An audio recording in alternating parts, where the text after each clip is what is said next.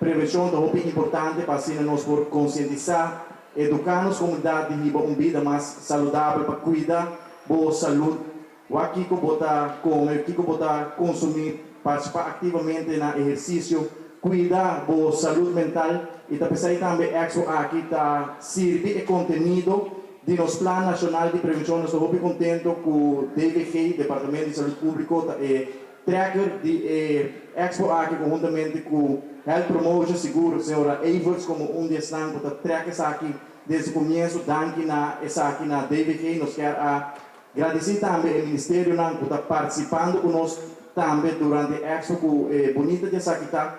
com Expo interministerial entre o Ministério de Saúde, Ministério de Assuntos Sociais e Justiça e também o Ministério de Educação e Deporte, que ainda nos brinda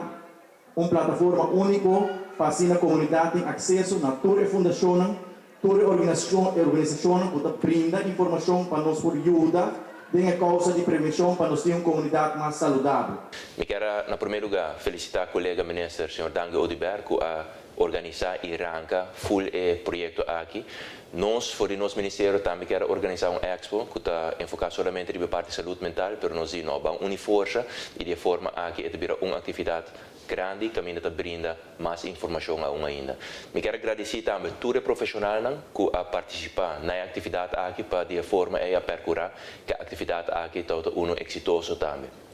É importante para brindar informação na nossa comunidade, para de forma aí, na uma maneira proativa, para brindar informação e caminhar por prevenir certo tipo de maleza e não conscientizar mesmo mais também sobre diferentes aspectos para o que trata parte de saúde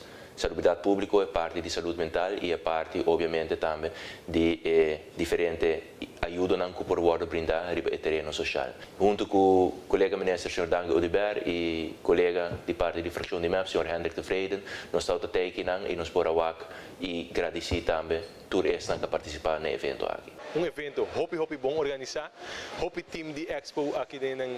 que tem de ver com saúde presente, me te querer com mais de evento aqui tem que organizar o país Aruba, para ensinar em massa e ainda por haiasa, testam suco, testam pressão, queda up to date de tudo que estão andando, check na saúde na tempo e me te querer com isso aqui nós também está